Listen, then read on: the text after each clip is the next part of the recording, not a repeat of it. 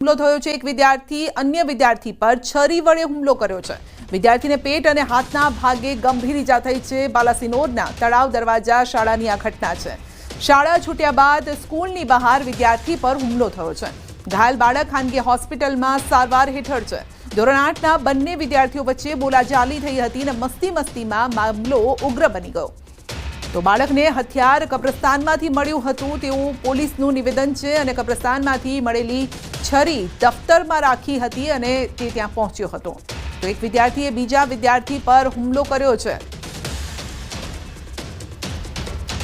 तळाव दरवाजा प्राथमिक शाळाना बे विद्यार्थीओ स्कूल छूट्या बाद एकबीजा जोड़े मस्ती मजाक करता हता अने आ दरमियान ए मस्ती मजाके उग्र स्वरूप धारण करी लीधुं अने एक बाळके बीजा स्टुडंट पर चप्पूथी हुमलो कर्यो। प्राथमिक तपासमां ध्याने आव्युं छे के बंने विद्यार्थीओ धोरण 8मां भणता हता अने जे आरोपी छे एना तपास दरमियान ए जाणवा मळ्युं छे के आजथी आशरे 2 दिवस पहेला आ जे हथियार छे आ बाळकने कब्रस्तानमांथी मळ्युं हतुं अने त्यारबाद आ बाळके आ हथियार छे पोताना दफ्तरमां राखी दीधुं हतुं अने ए ज छरीथी आ बीजा विद्यार्थी पर हुमलो करवामां आव्यो। तो राजकोटना રીબડા पेट्रोल पंप पर फायरिंग केसमां तपास हाथ धराई है। मुख्य आरोपी हार्दिक सिंह जाडेजा पोलीस कस्टडीमां छे। तो पोलीसनी पूछपरछमां थयो छे खुलासो। हथियार साचवनार वकील रवि गमारानुं पण नाम खुल्युं छे। गोंडल तालुका पोलीसे वकील रवि गमारानी धरपकड़ करी छे अने सांजे गुनाना कामे रिमांडनी मांगणी साथे आरोपीने कोर्टमां रजू कराशे।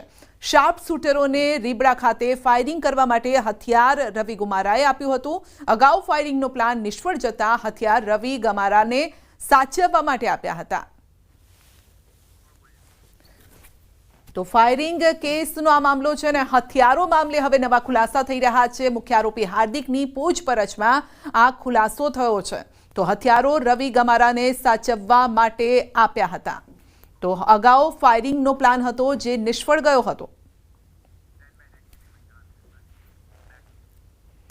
મહેસાણાના લીંચ સીટના ભાજપના ડેલિગેટની ઓફિસ પર હુમલો થયો છે। ભાજપના આગેવાન અંબાલાલ ઠાકોરના પુત્ર કિરણ ઠાકોર પર હુમલો થયો છે। કિરણકુમાર ઠાકોર પર લાકડી અને પાઇપથી હુમલો થયો છે। બાયપાસ પર ઉમા આર્કેડ ખાતે આવેલી ઓફિસમાં હુમલો થયો છે।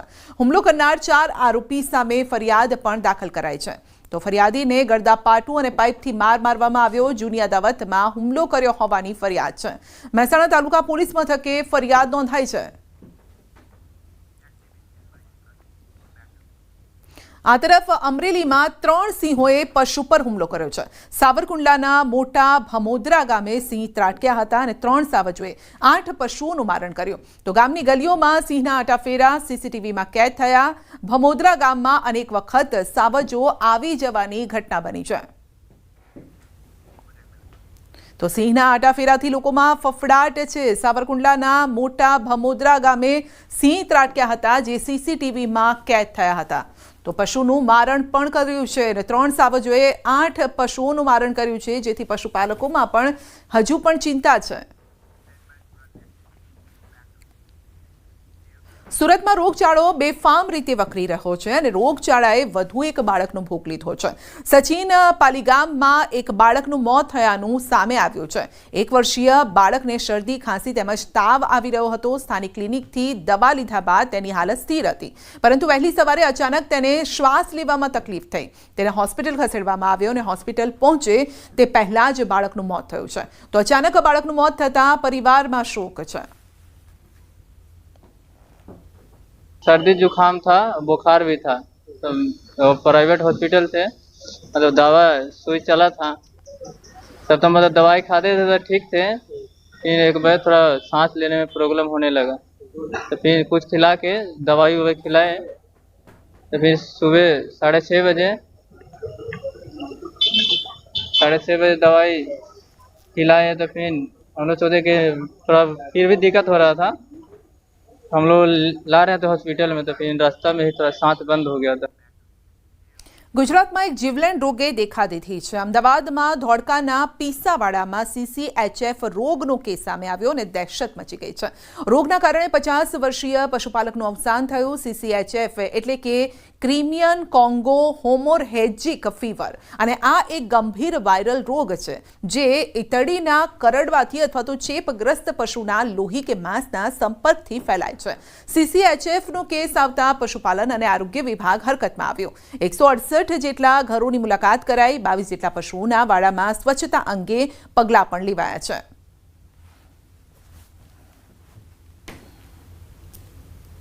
તો એ વાયરસથી થતો રોગ છે અને એમાં પશુઓ મુખ્યત્વે વાહક તરીકે કામ કરતા હોય છે, અને એની અંદર જે એમાં ઈતરડી પશુઓ ઉપર હોય એ ઈતરડી આ રોગને ફેલાવવામાં ઘણો અગત્યનો રોલ એનો હોય છે.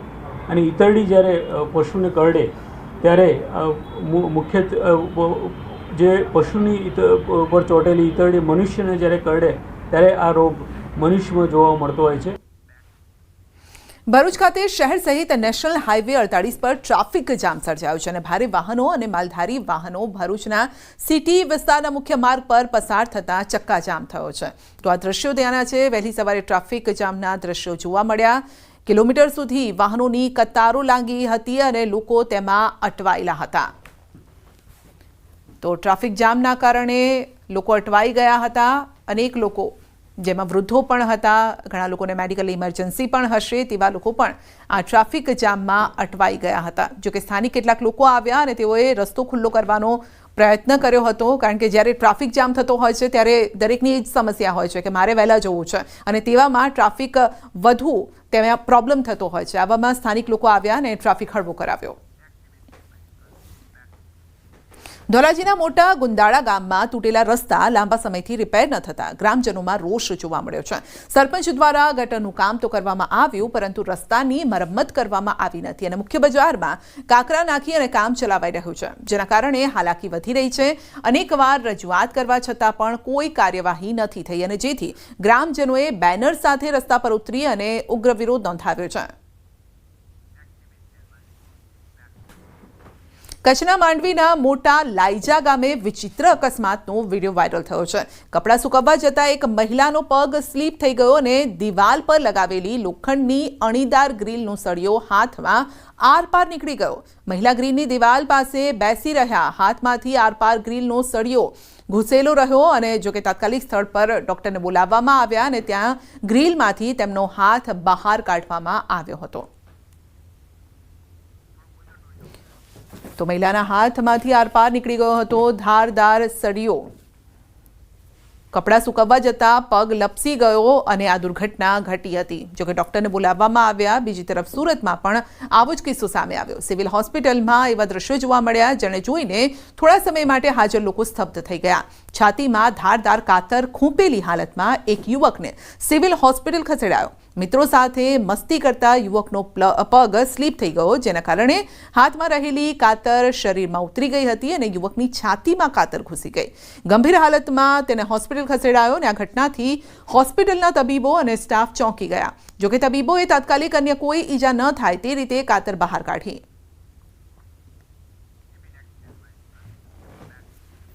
આ તરફ સુરતના હીરાના કારખાનામાં દુર્ઘટના ઘટી અને મહિલાના વાળ મશીનમાં ફસાઈ ગયા અને તેનું મોત થયું. કતારગામમાં બારડોલી પ્લોટ વિસ્તારમાં હીરા કારખાનામાં દુર્ઘટના ઘટી હતી. અકસ્માતમાં યુવતીનું માથું કપાઈ ગયું અને સ્થળ પર જ મોત થયું. પોલીસ ઘટના સ્થળે પહોંચી હતી અને કાર્યવાહી હાથ ધરી છે. વડોદરાના મધ્યમાં આવેલા ઐતિહાસિક માંડવી ગેટ જર્જરિત બન્યો છે અને ગેટનો એક પિલર તૂટી પડતા શહેરમાં હડકંપ મચી ગયો છે. વારંવાર તંત્રને સમારકામ માટે રજૂઆત કરવામાં આવી હોવા છતાં પણ કાર્યવાહી ન થતા દુર્ઘટના સર્જાઈ છે. તો માંડવી ગેટનું રિસ્ટોરેશન કરવા સ્થાનિકો સહિત વિપક્ષ દ્વારા માંગ કરાઈ હતી અને ત્યારે પાલિકાના સ્થાયી સમિતિના ચેરમેન ડોક્ટર શીતલ મિસ્ત્રીએ જણાવ્યું છે કે રિસ્ટોરેશનના કામ માટે ટેન્ડર પ્રક્રિયા હાલ પ્રોસેસ હેઠળ છે. આગામી અઠવાડિયે ટેન્ડર બહાર પડશે અને ટેન્ડર પ્રક્રિયા પૂર્ણ થયા બાદ 1 મહિનામાં કામ પૂરું કરી દેવામાં આવશે. જૂની ધરોહરને તમે મટાડવાની કોશિશ જે કરી રહ્યા છો એ શહેર માટે સારું નથી. વિઠ્ઠલનાથજી મહારાજ અહીંયા આવીને દરરોજ ઊભા રહે છે. શાના માટે ઊભો રહે? લાગણી છે વડોદરા શહેરની, માંડવીની લાગણી છે. એક વખત પડ્યું, બીજી વખત પડ્યું, ત્રીજી વખત પડ્યું. એટલે કોંગ્રેસ પાર્ટી એને ગંભીરતાથી વિચાર કરી એના માટે આંદોલન સ્વરૂપમાં આગળ વધશે. કારણ કે માંડવીના 5 ચક્કર લગાવવાથી વિદેશમાં બી માણસ જાય તો પાછો આવે છે. વડોદરાનું નાક કહેવાથી આ ઇમારતના અત્યારે પિલ્લર જોઈ લો તમે, એટલી હદે ડેમેજ થયેલા છે કે ગમે ત્યારે મોટી માનહાનિ થઈ શકે એમ છે. અને તમે બી ખબર છે કે આખું વડોદરા જાણે છે કે રવિવારે મંગળવારે અહીં અતિશય ભીડ હોય છે. એ ભીડમાં અત્યારે વરસાદના કારણે જો કશું વધારે ડેમેજ થયું ને પિલ્લર ખસ્યું તો મોટી માનહાનિ થશે, જાનહાનિ થશે. એટલે એના પ્રોપર જે વ્યવસ્થિત રીતે કામગીરી કરે છે સચિન પાટડિયા, હું તો નામ સાથે કહું છું, એમને નમ્ર વિનંતી છે કે તમે કોર્પોરેશનને દોડતું કરો. પુરાતત્વએ કહી દીધું કે આ હવે મોસ્ટ અર્જન્ટ કામ છે, ઇમરજન્સી છે, તો આજે એમાં 130 દિવસ કાઢી નાખવા એ બહુ ખરાબ વાત છે. હવે આ કેમ અમારે બહાર આવવું પડ્યું? તો જ્યારે અમારા સ્થાનિક પ્રશ્નો જ્યારે વડોદરા શહેરના હોય તો કોર્પોરેશનમાં અમારા કોર્પોરેટર રજૂ ના કરતા હોય, વિધાયક આપણા પ્રશ્ન વિધાનસભામાં રજૂ કરતા ના હોય અને શહેરના પ્રશ્નો રાજ્યસભામાં રજૂ ના થતા હોય, ત્યારે પ્રજા બહાર આવવું પડે. વડોદરાના જાગૃત નાગરિક તરીકે હું બહાર આવ્યો છું. આમાં 2nd નંબરનો પિલર એ ગાંધીગેટ બાજુથી આવતા એ બ્રિટલ ફેલિયરના લીધે કોલેપ્સ થયો છે. એના સ્ટ્રક્ચર સ્ટેબિલિટીના રિપોર્ટ, જે પ્રાથમિક વિઝ્યુઅલ સ્ટ્રક્ચર સ્ટેબિલિટીના રિપોર્ટ પણ આવી ગયા છે, એના આધારે અને રિનોવેટ કરવાનું નક્કી કરવામાં આવ્યું છે. હેરિટેજ કન્ઝર્વેશન એ ખૂબ કોમ્પ્લિકેટેડ સબ્જેક્ટ હોય છે. લગભગ 2 અઠવાડિયાનું મુદતવાળું ટેન્ડર હશે. એટલે કહી શકાય કે આજથી 3 વીકમાં અને વર્ક ઓર્ડર આપી અને મહત્તમ 1 મહિનાની અંદર આ કામગીરી ચાલુ કરી. વડોદરા શહેર સંસ્કારી નગરીની સાથે સાથે ઐતિહાસિક નગરી તરીકે પણ ઓળખાય છે. ત્યારે આજ વડોદરા મહાનગરના જે સત્તાધીશો છે તેઓ ઐતિહાસિક ધરોહરની જાળવણી નથી કરી શકતા અને વિકસિત વડોદરાની મોટી મોટી વાતો કરે છે. આ દ્રશ્યો તમે જોઈ રહ્યા છો તે માંડવી દરવાજાના દ્રશ્યો છે અને આ વડોદરા શહેરની ઓળખ છે. કારણ કે જ્યારે પણ વડોદરા શહેરનો ઉલ્લેખ આખા વિશ્વમાં ક્યાં પણ થાય તો તમામ જગ્યા પર માંડવી દરવાજો સૌથી પહેલાં બતાવવામાં આવે છે. કારણ કે માંડવી દરવાજા થકી જ વડોદરા શહેરની ઓળખ જે છે તે છતી થાય છે.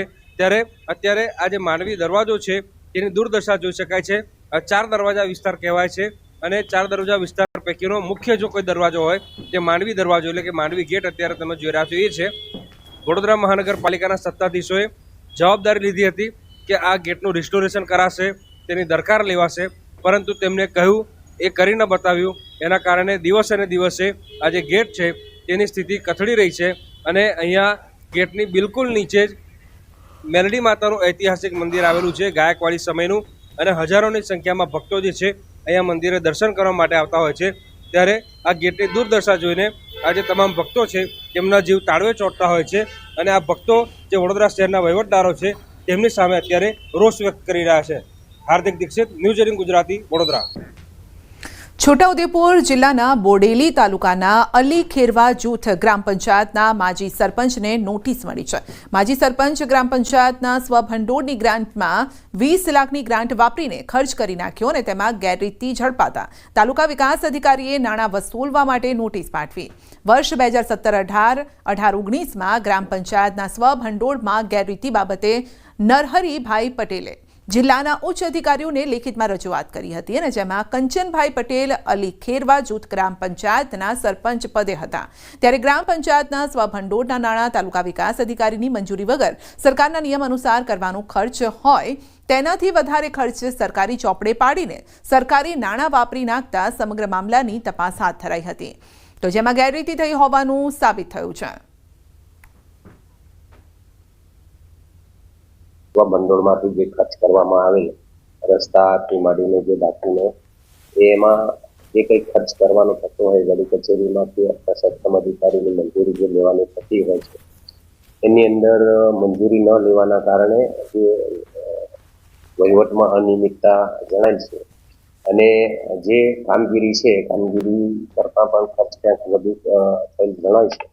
અને તે વખતની રસ્તા દુરસ્તી છે, ડેડ સ્ટોક છે, સફાઈ કામ છે, એ બાબતની તાલુકા વિકાસ અધિકારી દ્વારા નોટિસ આપવામાં આવેલી છે અને ગ્રામ પંચાયતે એ નોટિસ એમના ઘર આગળ ચોંટાડી છે અને એક આરપીએડી કરીને બજાવણી કરવામાં આવેલી છે અને નોટિસની તપાસ ચાલુ છે. બોડેલીના ધાનાકીય હતા એમ કરીને ખોબે પબ્લિકે એમને વોટ આલ્યા તેના અનુસંધાનમાં એમને પોતાનું જ કામ કરીને પોતે જ પોતાનું જ એ કર્યું છે, પ્રજાનું વિચાર્યું નથી.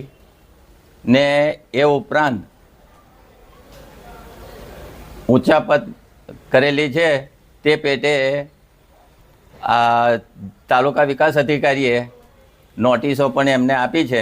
બોડેલી તાલુકાના અલીખેરવા ગ્રામ પંચાયતના માજી સરપંચ કંચનભાઈ મનીલાલ પટેલને નોટિસ આપવામાં આવી છે. 18-19-20ની અંદર તેઓએ 20 લાખ કરતાં વધારેની નાણાંની ઉચાપત કરી હોય તેવી ફરિયાદ આવી હતી. તે બાબતે તાલુકા વિકાસ અધિકારીએ નોટિસ આપી છે અને અલીખેરવા ગ્રામ પંચાયતના તલાટી તેઓના નિવાસ સ્થાને પહોંચ્યા હતા, પરંતુ કંચનભાઈ મનીલાલ પટેલ જે માજી સરપંચ છે તેઓ નિવાસ સ્થાને ન મળતા તેઓના ઘરે નોટિસ લગાડી દેવામાં આવી છે.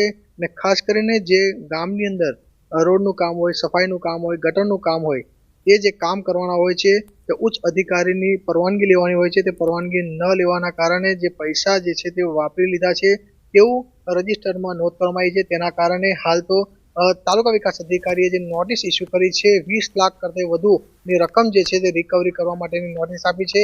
પરંતુ હાલ ઘરે જે તેઓના નિવાસ સ્થાને જે માજી સરપંચ કંચનભાઈ મનીલાલ પટેલ ન મળતા આખરે જે તલાટી છે તેઓના ઘરે નિવાસ સ્થાને જે નોટિસ લગાડી છે અને હાલ તેને આરપીડી દ્વારા પણ જાણ કરવામાં આવી છે. સિજબ ખત્રી, ન્યૂઝ 18 ગુજરાતી, છોટાઉદેપુર.